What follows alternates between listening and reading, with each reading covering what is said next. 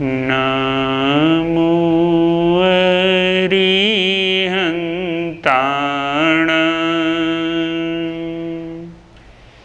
नमो सिद्धाण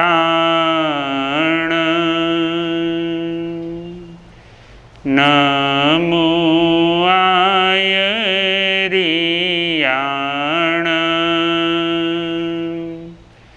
नमो जायाण नमो लोये सव साहुण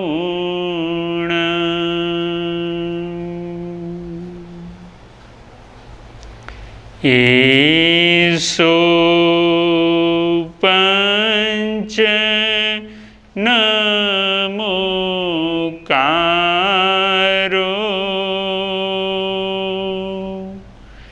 सव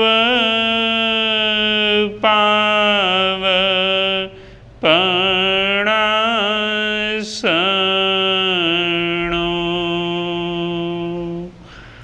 मंगलाणं च सवेसी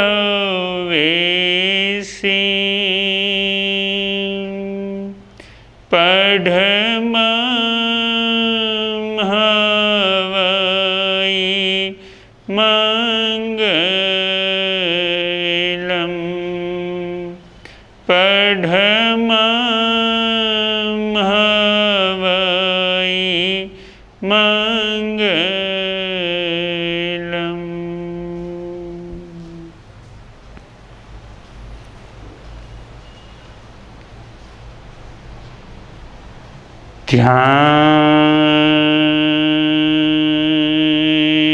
ध्यानमूलं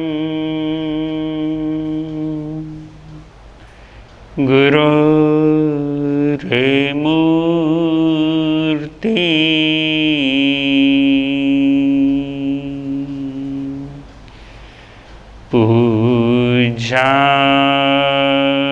पूजामूलं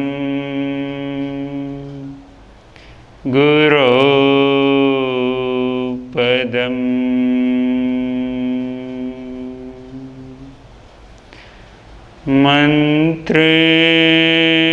मंत्रमूलं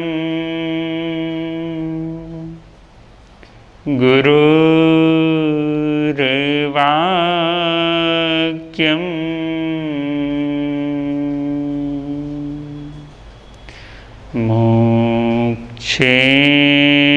मोक्षमूलं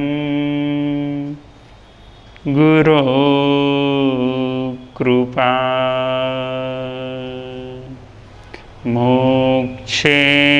मोक्षमूलं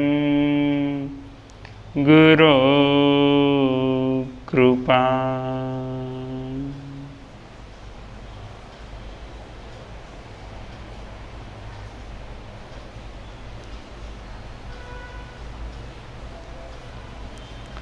परम ज्ञानी परमात्मा श्रवण भगवान महावीर स्वामी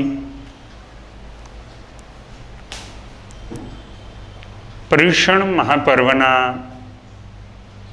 आ सुंदरतम दिवसो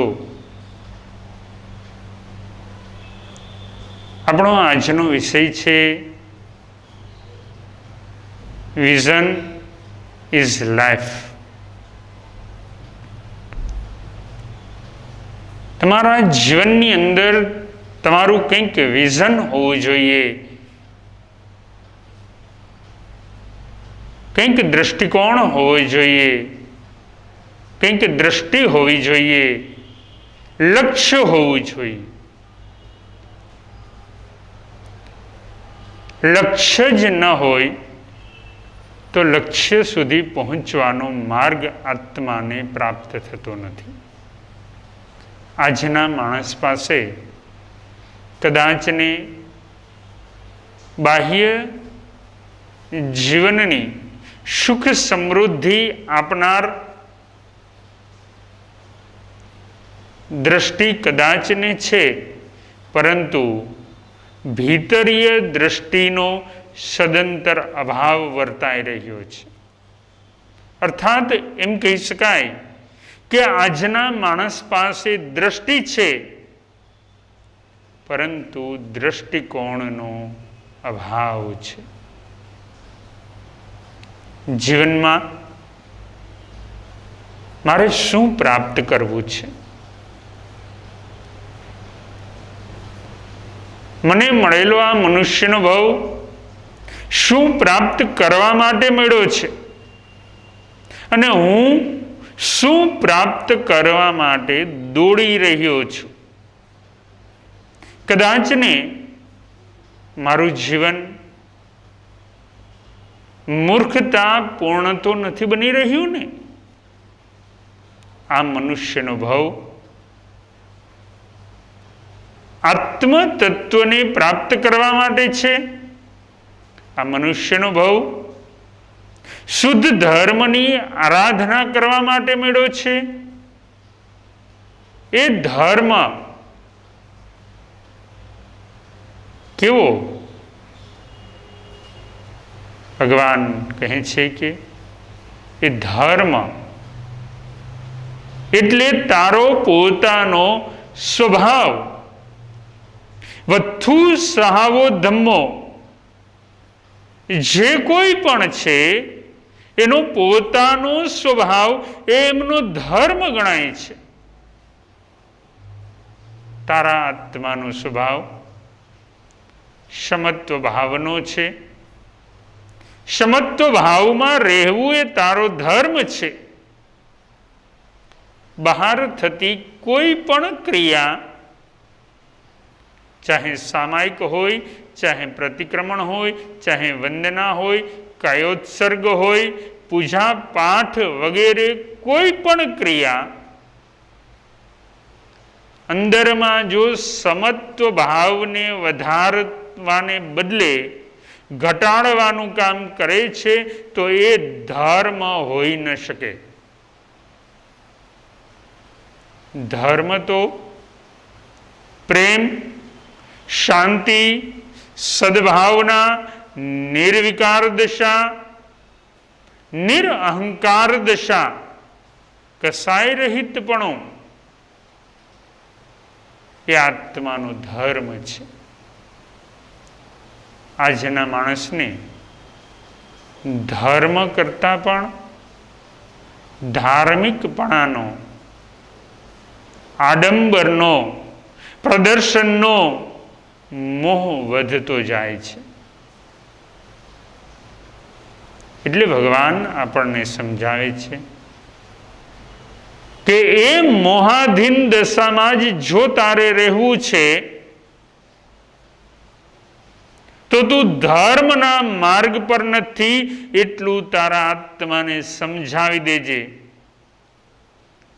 અને છતાંય જો તું એવું સમજતો હોય કે હું ધર્મ કરી રહ્યો છું તો એ તારી નરી આત્મવંચના છે. માટે જીવનની અંદર કંઈક વિઝન નક્કી કરો. મારે શું બનવું છે? મારે શું પ્રાપ્ત કરવું છે? મારે શું જોઈએ છે? એકવાર એક યુવક સંતની પાસે આવે છે. સંતને કહે છે કે આપ મુક્તિની, મોક્ષની વાત કરો છો,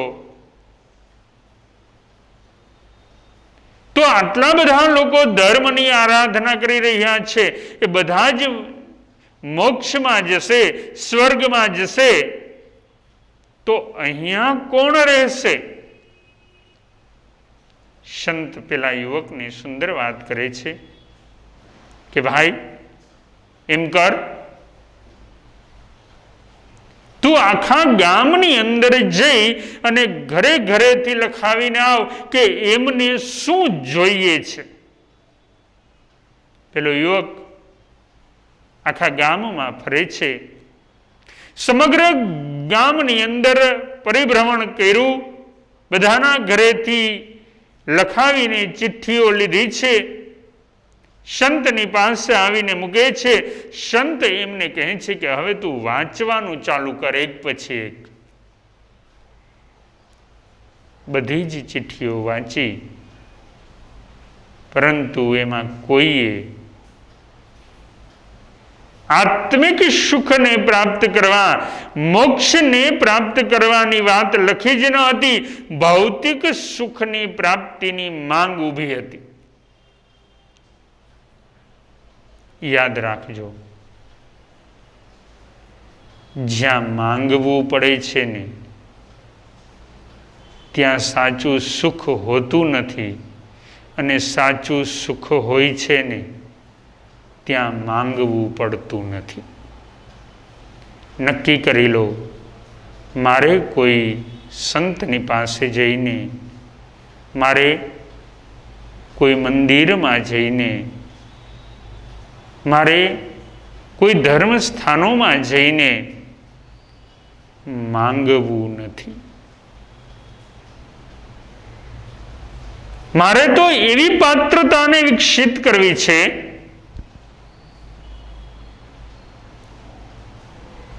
કે બધું જ હોવા છતાં પણ કંઈ જ ભોગવવાનો ભાવ મારા હૃદયમાં પ્રગટ ન થાય.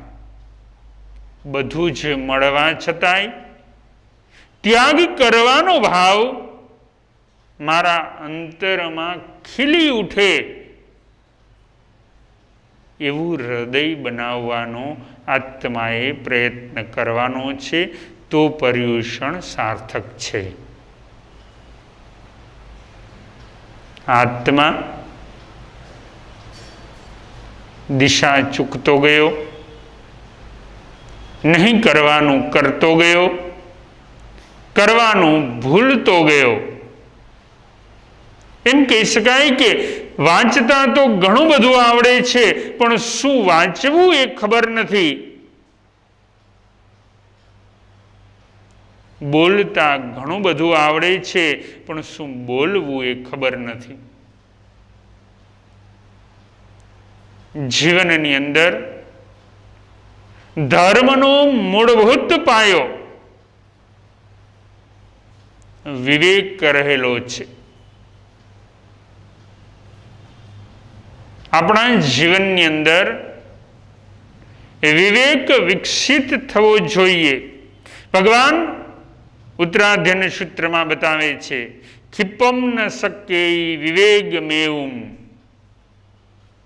मिथ्यात्व भाव में अज्ञान अंदर रमता बाल जीव ने शीघ्रता थी विवेक की प्राप्ति थती नहीं।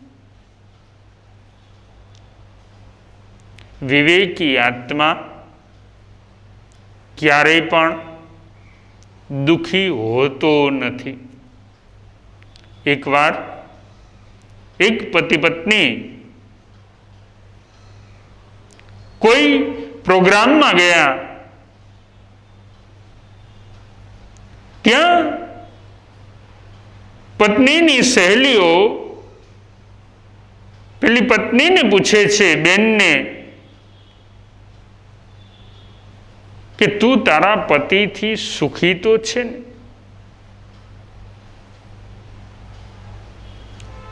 पेली बेने जवाब आप्यो कि ना, पति सांभળી રહ્યો છે, એમને તો જાણે એમ થયું કે વીજળી એમના પર પડી, આઘાતની લાગણી અનુભવી, ક્યારેય આવા જવાબની આશા રાખી ન હતી, પરંતુ વાતને આગળ વધારતા પેલી બેન કહે છે કે જો હું મારા પતિથી સુખી નથી, હું મારી જાતથી સુખી છું। મારા સુખનો આધાર મારા પોતાના સ્વભાવ પર રહેલો છે। અનુભવો અને પરિસ્થિતિઓ તો બદલાતા રહે છે, પરંતુ હું દરેક પરિસ્થિતિ અને દરેક અનુભવ સમયે એક જ વિચાર કરું છું કે હું સુખી છું. જીવન છે, જીવનની અંદર ક્યારેક સમ પરિસ્થિતિ તો ક્યારેક વિષમ પરિસ્થિતિ આવવાની જ છે. પરંતુ બંને પરિસ્થિતિઓમાં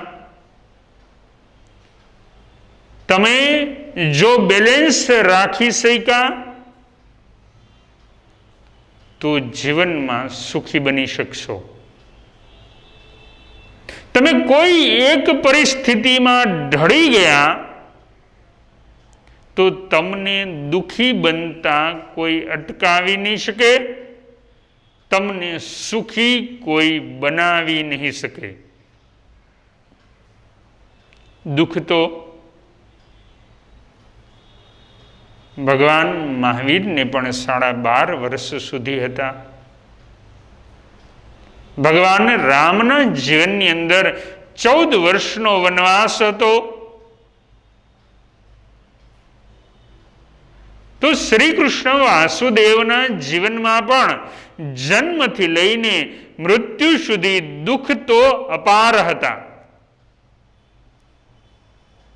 એમ કહી શકાય કે જે મહાપુરુષો થઈ ગયા એ તમામ મહાપુરુષોના જીવનમાં દુઃખ તો અવશ્યમેવ હતા, પરંતુ એ મહાપુરુષો દુઃખી ન હતા. અને એ દુઃખી ન હતા એટલે જ મહાપુરુષ કહેવાયા.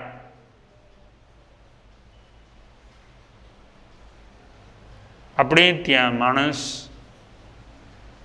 નાની નાની વાતમાં, નાની નાની પરિસ્થિતિમાં, નાના નાના અનુભવોમાં દુઃખી થઈ રહ્યો છે. કારણ છે પોતાની જ જીવન પદ્ધતિમાં વિવેકને આત્માએ સામેલ ન કર્યો. જો દરેક પરિસ્થિતિમાં વિવેક જાગૃત હોય, ધર્મ વિવેકે નીપજે. ધર્મ વિવેકથી થાય છે. જો વિવેક જાગૃત હશે તો તમને દુઃખી બનાવી શકશે નહીં કોઈ. સતત તમારા વિવેકને જાગૃત રાખી સ્વયંના આત્માનું ચિંતન રોજ 10 મિનિટ કરતા જાઓ.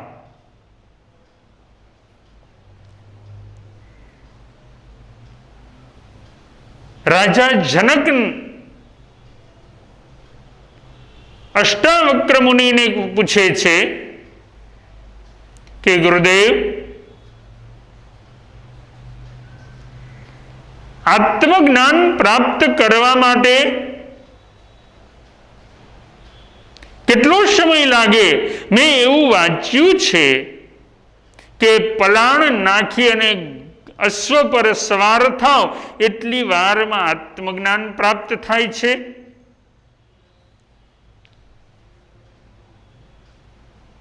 અષ્ટાવક્રજી હસે છે, કહે છે રાજન, જંગલમાં ચાલો, ત્યાં બેસીને વાત કરશું. રસ્તામાં અનેકવિધ પ્રશ્ન રાજા જનક પૂછે છે. છેલ્લે પૂછે છે કે હવે તો કહો કે આત્મજ્ઞાન કેવી રીતે ઘટિત થાય? અષ્ટાવક્ર મુનિ કહે છે કે આત્મજ્ઞાનને પ્રાપ્ત કરવા માટે પાત્રતા જોઈએ. રાજા જનક કહે છે કે વાત સાચી છે. પાત્રતા વગર આત્મજ્ઞાન થવું મુશ્કેલ છે. અષ્ટાવક્રજી કહે છે કે પાત્રતા કઈ રીતે પ્રાપ્ત થાય? રાજા જનક કહે છે કે નિરઅહંકારીપણાથી પાત્રતા પ્રગટ થાય છે.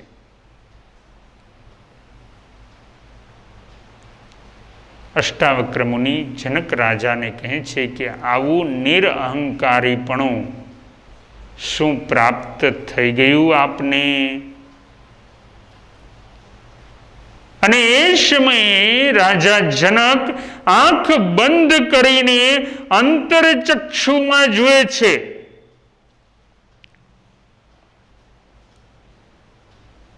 અને એમ કહેવાય છે કે 3 દિવસે રાજા જનકે પોતાની આંખો ખોલી અને જે સમયે એમણે પોતાના બાહ્ય ચક્ષુ ખોલ્યા એ સમયે અંતરચક્ષુ ખુલી ગયા હતા. આત્મજ્ઞાન ઘટિત થઈ ગયું હતું. હવે રાજા જનક ન રહી, રાજર્ષિ જનક બની ગયા. હવે દેહમાં જ જનક ન રહ્યા, હવે જનક વિદેહી બની ગયા.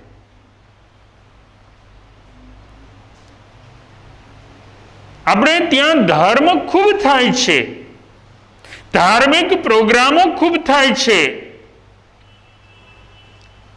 પણ ઘણી વાર એવું દેખાઈ આવે છે કે માત્ર ને માત્ર પોતાના અહંકારને પોષવાનું કામ થઈ રહ્યું છે.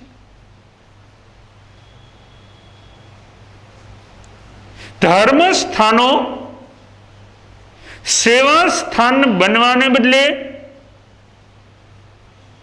નેતાગીરીના સ્થાન બની રહ્યા છે. ધર્મ સ્થાનો ધર્મનું સ્થાન બનવાને બદલે અધર્મનો અખાડો બની રહ્યા છે.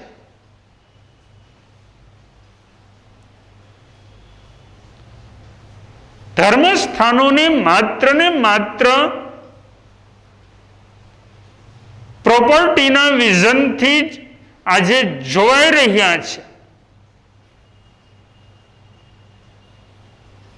ત્યારે સમયની માંગ છે કે વિઝન બદલાવી દો. ભગવાન મહાવીરે આપેલું એ વિઝન કે ધર્મ સ્થાનને અધર્મનો અખાડો ન બનાવશો,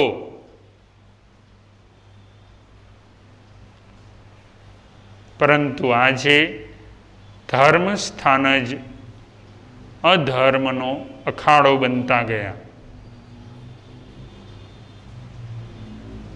કારણ કે આપણું વિઝન ક્લિયર ન રહ્યું. ધર્મ સ્થાનને ધર્મ સ્થાન રહેવા દો, તો જ ધર્મ ટકી શકશે. આપણે પંથને ધર્મ માનવા લાગ્યા.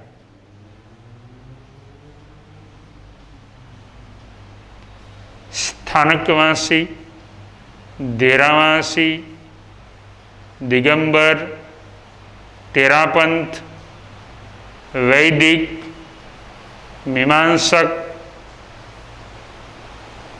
ઇસ્લામ, ક્રિશ્ચન, પારસી, આ બધા તો પંથ છે. ભગવાન મહાવીર બતાવી રહ્યા છે કે સ્વલિંગ સિદ્ધા, અન્યલિંગ સિદ્ધા. તમે ક્યાં પંથની અંદર છો એ બહુ મહત્વનું નથી, પરંતુ તમારા જીવનની અંદર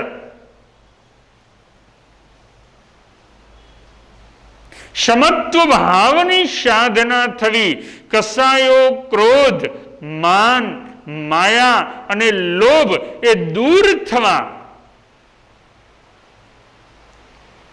વિષયો 5 ઇન્દ્રિયોના 23 વિષયો પ્રત્યે જતી ઇન્દ્રિયોને પાછી વાળી લેવી.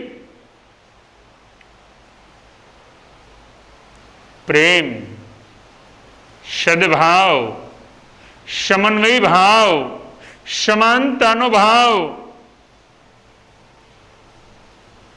એ જ આત્માને સમાધિ ભાવ અપાવી શકે છે. ધર્મની ઊંચી ઊંચી વાતો કરવાથી, ધર્મના મોટા મોટા ગ્રંથોને કંઠસ્થ કરી લેવાથી ક્યારેય પણ આત્માનું કલ્યાણ થઈ નથી જતું. આત્માનું કલ્યાણ જ્યારે પણ થાય છે ત્યારે સમત્વ ભાવમાં આત્મા પોતે સ્થિર બને ત્યારે જ થાય છે. કદાચ ને 1000 ગ્રંથ કંઠસ્થ કરી લેવાથી વિદ્વતા આવી શકે છે, પરંતુ જ્ઞાનીપણું નથી આવી શકતું.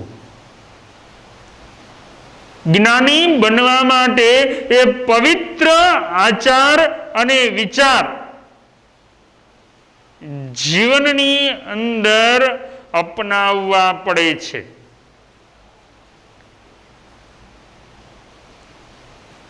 જીવનમાં એટલું યાદ રાખજો, અપવિત્ર આચાર અને વિચારવાળા કાગડા બનવાને બદલે પવિત્ર આચાર અને વિચારવાળા હંસ બનવાનું પસંદ કરજો.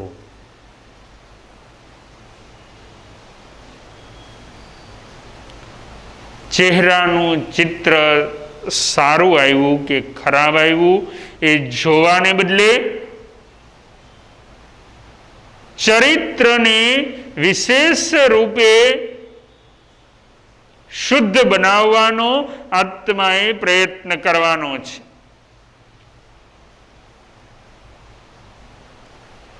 તમારા વિચારો જેવા હશે ને એવી જ પાત્રતા આવશે, અને જેવી પાત્રતા હશે ને એવી જ પવિત્રતા તમારામાં વિકસિત બનશે.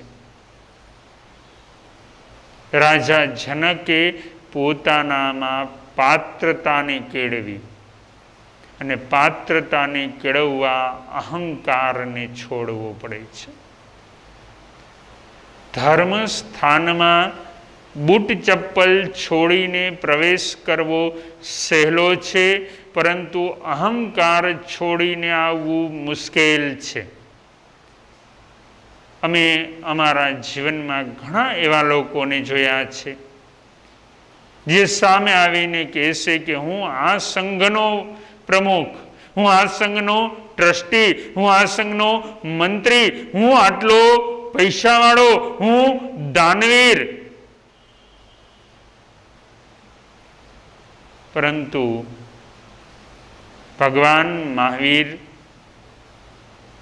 બતાવે છે કે સંતની પાસે શ્રાવક બનીને જાઓ, સંતની સામે સાધક બનીને જાઓ,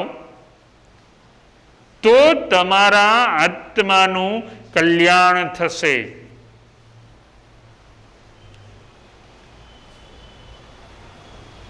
જો પદના ભાર લઈને, પૈસાના ભાર લઈને જીવન જીવતા રહેશો તો પવિત્રતા ક્યારેય જીવનમાં નહીં આવે. અને અંતે જીવન અહીંયા જ પૂરું થઈ જશે. મેળવવા આવ્યો હતો એના બદલે ઘણું બધું ગુમાવીને આત્મા જશે. નફાનો ધંધો ખોટ ખાઈને કરી લેશે.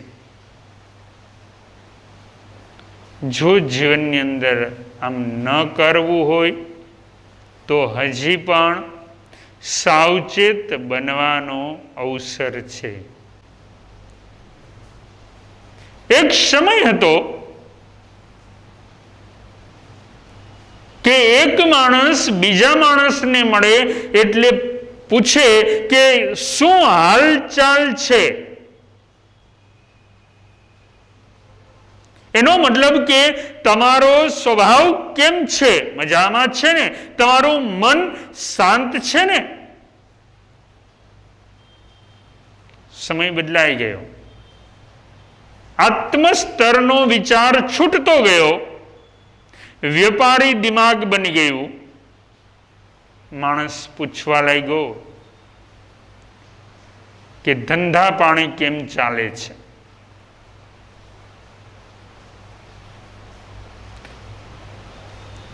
માત્ર ને માત્ર પૈસા જ જીવનનું કેન્દ્ર બની ગયા. સમય બદલાઈ ગયો છે. હવે માણસ એકબીજાને પૂછે છે, તબિયત બરોબર છે ને? જો તબિયત બરોબર છે ને, એનો મતલબ કે હવે સ્થૂળ શરીર પર દ્રષ્ટિ કેન્દ્રિત બની ગઈ. વિઝન લાંબુ હતું એ ટૂંકું થઈ ગયું. મન અને આત્માના સ્તરનું વિઝન હવે માત્ર શરીર કેન્દ્રિત બની ગયું. એક સમયે લખાતું હતું અતિથિ દેવો ભવ. સમય બદલાયો. ઘર પર લખાવા લાગ્યું શુભ લાભ. સમય બદલાઈ ગયો. હવે લખાવા લાગ્યું કૂતરાથી સાવધાન. દ્રષ્ટિ બદલાઈ ગઈ. દ્રષ્ટિકોણ પણ બદલાઈ ગયો. વ્યવહાર પણ બદલાઈ ગયો.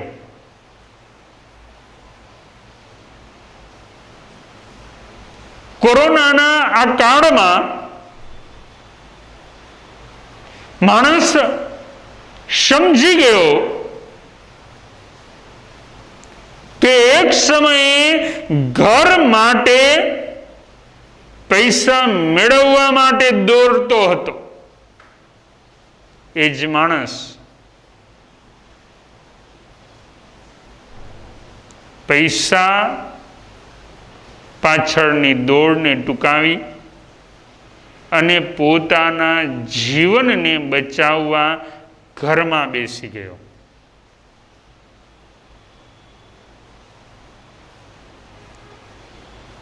જો સમય, અનુભવ અને પરિસ્થિતિ બધું જ બદલાવી દે છે. માટે જીવનમાં તમારા વિવેકને જાગૃત રાખો.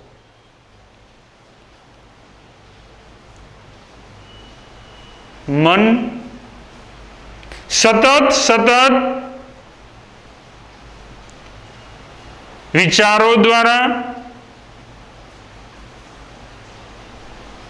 અનેક પ્રકારના કર્મણ વર્ગણાના પૂતગલોને પોતાની તરફ ખેંચી રહ્યું છે.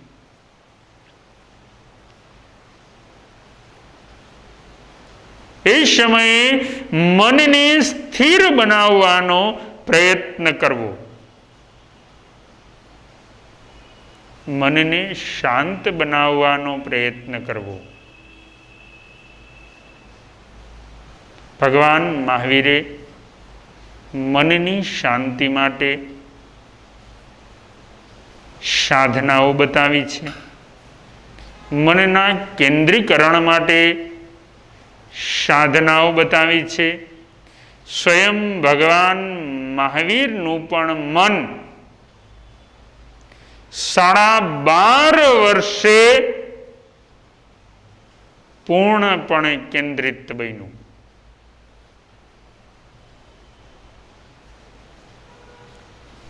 આઠ, 9 અને 10 ગુણસ્થાનમાં શુક્લ ધ્યાનનો પહેલો અને બીજો પાયો મનના પરિણામોની સ્થિરતા માટે બતાવ્યો ભગવાને.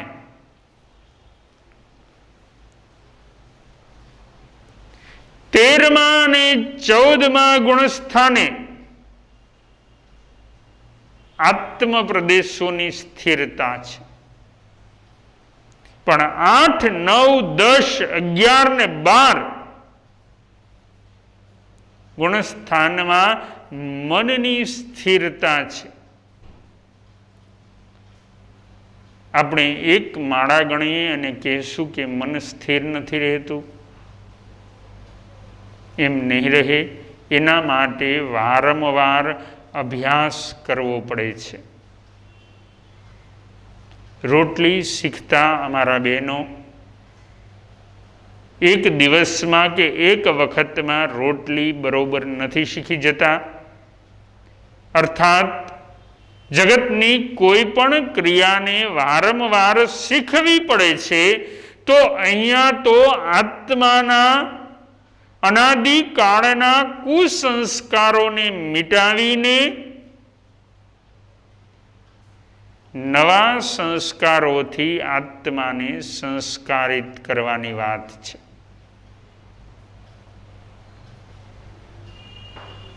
વારંવાર એનો અભ્યાસ કરવો પડે છે.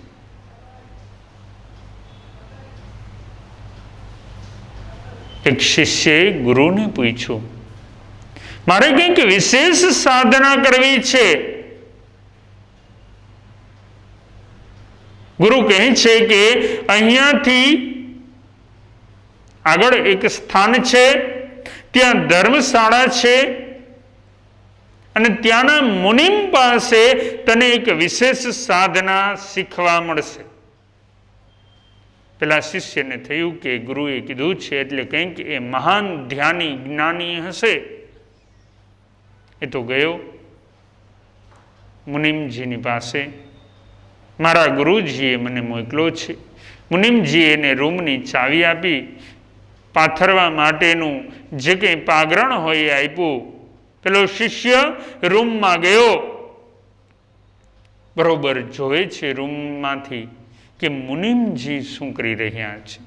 આવે છે, જાય છે, મુસાફરો આવે છે, એમને રૂમ ખોલી દે છે, જમવાનું આપે છે અને સૌથી છેલ્લે રાત્રિના મુનિમજી પોતે જમે છે. જમીને પોતાના વાસણો ધોવે છે, ધોઈને લૂછે છે, લૂછીને કબાટમાં મૂકે છે. પેલાને થયું કે કદાચ ને થાક્યા હશે એટલે સૂઈ ગયા. આશા એવી હતી કે કદાચ રાત્રિના 12 વાગ્યે ધ્યાનમાં બેસતા હોય, પણ થયું કે કદાચ થાક્યા હશે, સૂઈ ગયા, પણ 3 વાગે ઉઠી જતા હશે. એટલે પહેલા શિષ્ય તો 3 વાગે ઉઠીને જોવે છે, મુનિમજી સૂતા છે. મુનિમજી તો 6 વાગે ઉઠ્યા. શિષ્યને આશ્ચર્ય થયું. ઉઠીને કબાટ ખોલ્યો, કબાટમાંથી વાસણો બહાર લીધા, બહાર લઈ ધોઈ અને ફરી એનો ઉપયોગ ચા પાણી વગેરે બનાવ્યા. શિષ્ય તો ત્યાંથી ગુરુ પાસે ગયો. ગુરુ પૂછે છે કે શું શીખો? કહે છે કે એમની પાસે તો કંઈ શીખવા જેવું હતું નહીં. ધ્યાન કરતા નથી, માળા કરતા નથી. ગુરુ કહે છે તેની બરોબર બધી ક્રિયા જોઈ? કહે છે હા. કહે છે શું શું જોયું? શિષ્યએ બધી વાત કરી. ગુરુ કહે છે કે એની 2 ક્રિયાને બરોબર યાદ કર. એક તો તે કહ્યું કે એમણે સૂતા પહેલા વાસણોને ધોયા, ધોઈને લૂછ્યા, લૂછીને કબાટમાં મૂક્યા. સવારે ઉઠીને કબાટમાં રહેલા વાસણોને બહાર લીધા, બહાર લઈને એને ધોયા, ધોઈને લૂછ્યા, લૂછીને ઉપયોગમાં લીધા. રાત્રે જ જે વાસણોને લૂછીને કબાટમાં મૂક્યા તો સવારે એને ધોવાની જરૂર શું પડી? કારણ કે કબાટના છિદ્રોમાંથી ધૂળ કદાચ ને એ વાસણ પર લાગી હોય. બસ ભગવાન પણ આ જ વાત કરે છે. 5 આશ્રવ રૂપી છિદ્રોથી કર્મરૂપી રજ આ આત્મા પર વારંવાર ચોટે છે અને એટલે જ ભગવાને ઉભયકાળ પ્રતિક્રમણની વાત કરી કે આ આત્મા વારંવાર વિભાવ દશામાં ચાલ્યો જાય છે, ત્યાંથી ફરીને પોતાની સ્વભાવ દશામાં લાવવાનો છે. આત્મા વારંવાર દોષોનું સેવન કરે છે, ત્યાંથી ફરી પાછું દોષ રહિતપણાને સંસ્કારને આત્માએ કેળવવાના છે. આત્મા વારંવાર ભૂલો દ્વારા વિરાધનાઓ કરી રહ્યો છે, ત્યાંથી આત્માએ ફરી પાછું ફરવાનું છે. પર્યુષણના મહાન દિવસો આ આત્માની શુદ્ધિ માટે મેળા છે. જે આત્મા એક વર્ષમાં લાગેલા દોષોથી પોતાના આત્માનું શુદ્ધિકરણ કરે છે, પ્રતિક્રમણ બીજા બોલાવે છે ત્યારે બરોબર એનું સાંભળવું, પોતાને એક વર્ષ દરમિયાન લાગેલા દોષોને યાદ કરવા, પોતાની ભૂલોને સ્મરણમાં લાવવી, પોતાની વિરાધનાઓને યાદ કરવી એ આવશ્યક છે.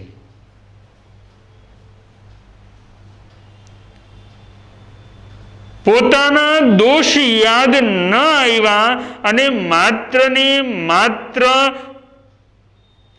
આગળવાળો બોલે કે મિચ્છામિ દુક્કડમ અને તમે બોલી ગયા મિચ્છામિ દુક્કડમ, એનાથી કર્મ ખપી નથી જતા. પોતાના દોષ યાદ આવવા માત્રથી પણ કર્મ ખપી નથી જતા. એ ભૂલ, એ દોષ, એ વિરાધના, એ પાપ પ્રત્યે ભારોભાર પશ્ચાતાપ થવો જોઈએ. એ પશ્ચાતાપ પછી આત્મા પ્રાયશ્ચિત લેવા માટે તૈયાર થવો જોઈએ. હવે એ ભૂલ, એ દોષ, એ વિરાધના, એ પાપ ફરીને મારા જીવનમાં ક્યારેય ન થાય એના માટે આત્માનો સ્વયંનો ભવ્ય પુરુષાર્થ જાગવો એ અત્યંત આવશ્યક છે. એકને એક દોષ વારંવાર જો સેવતો જ રહે આત્મા, તો એ દોષ પ્રત્યે આત્માને અણગમો આવી જશે. એટલે કે એ દોષને દોષ ગણવાનું જ આત્મા ભૂલી જાય છે. માટે જીવનની અંદર એક નવા દૃષ્ટિકોણથી પ્રતિક્રમણ કરવું. કદાચ ને ભલે પ્રતિક્રમણનો પાઠ યાદ નથી, કદાચ ને પ્રતિક્રમણનો પાઠ આવડતો નથી, પરંતુ એ જે આત્માએ ભૂલ કરેલી છે એને યાદ કરવી, જેની સાથે અણબનાવ બન્યો છે એને સ્મરણમાં લાવી, સ્વયંની ભૂલ ન હોય તો પણ સામેથી જઈને, માત્ર ફોનથી નહીં, કદાચ ને બહુ દૂર છે તો અલગ વાત થઈ, નહીતર રૂબરૂ જઈને સ્વયં એમના ચરણમાં ઝૂકીને એમને ખમાવી લેવા. ફરીને એ ક્રૂર પરિણામ, એ અનંતાનુબંધી ક્રોધ, અનંતાનુબંધી માન, અનંતાનુબંધી માયા, અનંતાનુબંધી લોભ હૃદયમાં પ્રવેશી ન જાય. હું જોઈ લઈશ, આવો ભાવ ન આવે એના માટે આત્માએ સતત સતત તકેદારી રાખવી. જે આત્મા સ્વયં ખમાવી લે છે એને ભગવાન મહાવીર સુરવીર કહે છે. આ પર્વાધિરાજ મહાપર્વ પર્યુષણ સુરવીરતાનું પ્રતીક છે. ભગવાન મહાવીરની અહિંસા એ કોઈ પલાયનવાદી અહિંસા નથી. પોતાના જમણા પગના એક અંગૂઠાના સ્પર્શ માત્રથી જેઓ મેરુ પર્વતને ડોલાવી શકતા હોય આવ્યા શક્તિશાળી આત્મા સંગમ દેવ બે પગની વચ્ચે ખીર રાંધે છે તો પણ નિશ્ચલ અને અડગ બનીને ઊભા છે. આ જ મહાવીરની મહાન અહિંસા છે. જે સમયે ગોવાળો એમને મારે છે, એમના કાનમાં ખિલ્લા નાખે છે, એ જ ભગવાન મહાવીર જેમને સ્વયં શકરેન્દ્ર મહારાજ કહે છે કે પ્રભુ આપને અનેક વિઘ્નો, અનેક કષ્ટો, અનેક ઉપસર્ગો આવશે તો મને આપની સેવામાં સતત રહેવાનો લાભ આપો. પણ ભગવાન કહે છે કે હે શકરેન્દ્ર, ક્યારેય પણ કોઈ પણ આત્મા કોઈની પણ મદદથી કર્મ ખપાવી શકતો નથી. પોતાના સ્વયંના પુરુષાર્થથી જ પોતાના કર્મને ખપાવી શકે છે. આવો આ મહાન જૈન દર્શનની વાતો સતત સતત નજર સમક્ષ રાખીને પલાયનવાદી અહિંસા નહીં કે પહોંચી નથી શકતા એટલે માફ કરવો નહીં. હું સક્ષમ છું, બધું જ કરી શકું છું, પણ જતું કરવું એ મારો ધર્મ છે. આવા ભાવથી આત્મા ઝૂકી જશે. ઝૂકનારો મહાન બની જાય છે. નહીતર પરિસ્થિતિ એવી થાય કે એકવાર વાઘ અને બકરી વચ્ચે વાદ વિવાદ થયો. વાઘ કહે છે કે ઘાસ લીલું હોય, બકરી કહે છે ઘાસ પીળું હોય. બંનેનો વિવાદ ચાલ્યો એટલે બકરી વાઘને કહે છે કે ચાલો વનરાજ સિંહ પાસે સમાધાન કરીએ. બંને સભામાં આવ્યા. વનરાજ પોતાના સિંહાસન પર બેઠા છે. હજી વાઘ કંઈ બોલે એની પહેલા બકરીએ પોતાના પક્ષની રજૂઆત કરી દીધી કે હે વનરાજ સિંહ, ઘાસ પીળું હોય ને? અને વનરાજ સિંહ બકરીને કહે છે હા, ઘાસ પીળું હોય. વાઘ હજી કંઈ બોલે એની પહેલા તો વનરાજા સિંહે પોતાનો ફેસલો પણ આપી દીધો, ચુકાદો પણ આપી દીધો કે વાઘને 1 વર્ષની જેલની સજા કરવામાં આવે છે. બકરી તો ખુશ થઈ ગઈ અને ખુશ થયેલી આનંદિત બકરી આખા જંગલમાં ફરતી જાય છે ને કહેતી જાય છે કે વાઘને 1 વર્ષની જેલની સજા થઈ. હું સાચી અને વાઘ ખોટો. વાઘે આ તરફ વનરાજ સિંહને પૂછ્યું કે હે વનરાજ, ઘાસ તો લીલું હોય ને? વનરાજ કહે છે કે હા વાઘ, ઘાસ લીલું હોય. કહે છે કે તો પછી મને સજા શેના માટે?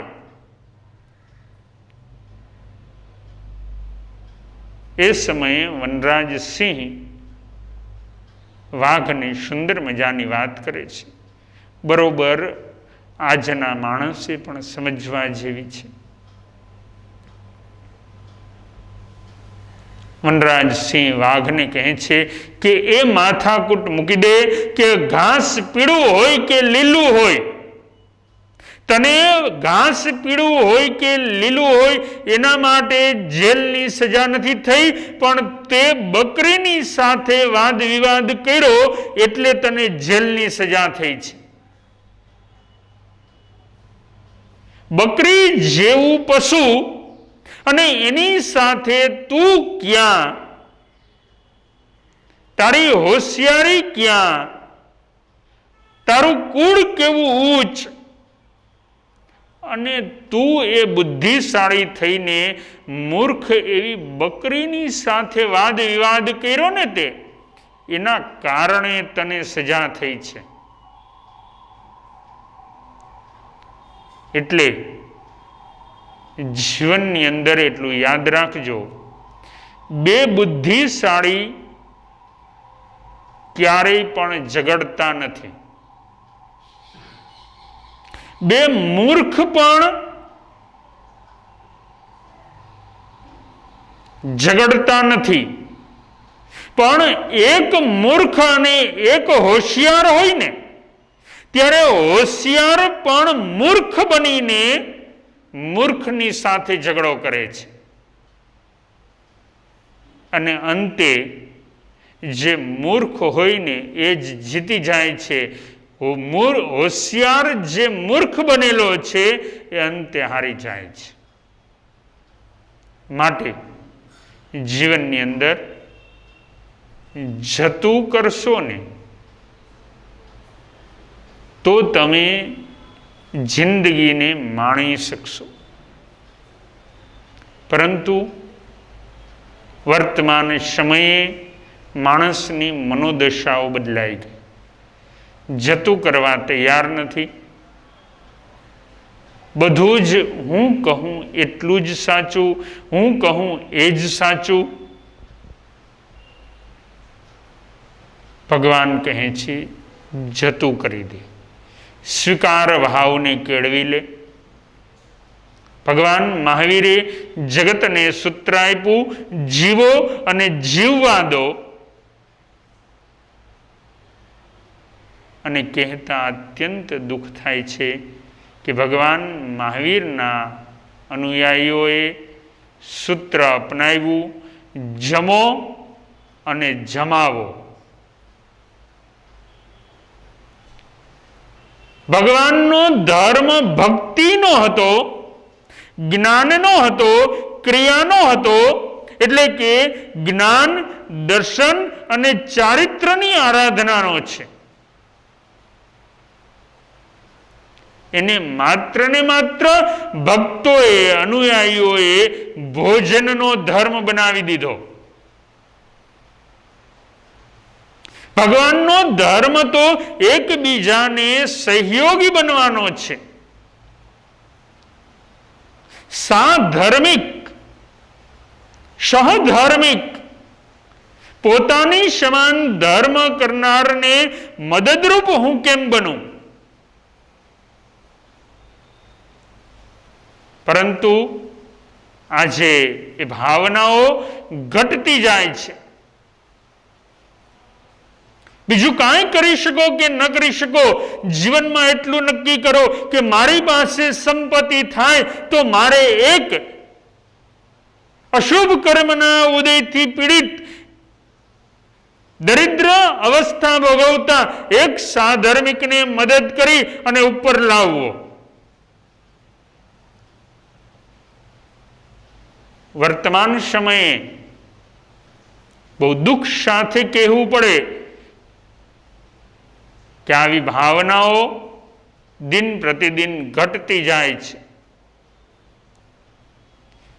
સંપત્તિ થવાથી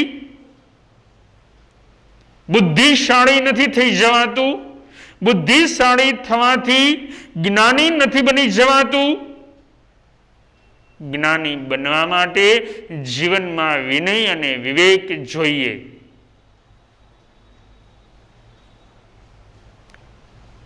પૈસો મળી ગયો, સંપત્તિ મળી ગઈ, એનો સદુપયોગ કરતા શીખો. હું જીન શાસનની અભિવૃદ્ધિને માટે મારી સંપત્તિને કાંકરાની જેમ વેરતા શીખીશ. હું નદીના પ્રવાહના પાણીની જેમ વહેવડાવતા શીખીશ. આવો ભાવ, આવું વિઝન આવવું જોઈએ. જીવનમાં કંઈક સત્કર્મ મારે કરવા છે. જે આત્મા સત્કર્મ કરી શકે છે ને, એ જ આત્મા પરભવમાં કંઈક લઈ જઈ શકે છે. આત્મા માત્ર પ્રદર્શન કરે છે, એ આત્મા આ ભવમાં પણ કંઈ પ્રાપ્ત કરી શકતો નથી. પર્યુષણ મહાપર્વના દિવસો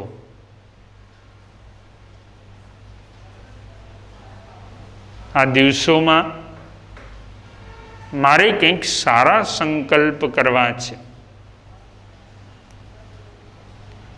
જે મૂંગા જીવો છે એના માટે કંઈક હું મહાન કાર્ય કરું. જે સાધર્મિકો છે એમના માટે કંઈક હું કરું. એમને હું કઈ રીતે હું મદદરૂપ બની શકું. આવો ભાવ જીવનની અંદર આવવો જરૂરી છે. અને આવા જ ભાવ સાથે બસ અમે આપ સૌ માટે એવી ભાવના ભાવીએ કે આપ જ્યાં પણ છો ત્યાં આજુબાજુમાં જેને કંઈક જરૂર છે એને મદદરૂપ બનવાનો જરૂરથી પ્રયાસ કરશો. એ જ ભાવ સાથે સર્વનું સદા કલ્યાણ થાઓ એવી અમારી શુભ મંગલ ભાવના સહ આશીષ કે આપ સર્વના પર્યુષણ ખૂબ શુભ ભાવથી પસાર થાય. જે પરિવારમાં રહો છો, જે પરિવારના સદસ્ય છો, એ પરિવારમાં પ્રેમ, મૈત્રી અને વાત્સલ્યનું વાતાવરણ નિર્માણ કરી આપસમાં ક્લેશ, કંકાસના વાતાવરણ અને વિચારોથી આત્માને મુક્ત કરી અને આપ સર્વ એ કરુણા અવતાર ભગવાન મહાવીરના ભાવોને હૃદયમાં ધારણ કરી અને સ્વયંના આત્માનું કલ્યાણ કરો. એ જ શુભ મંગલ ભાવના.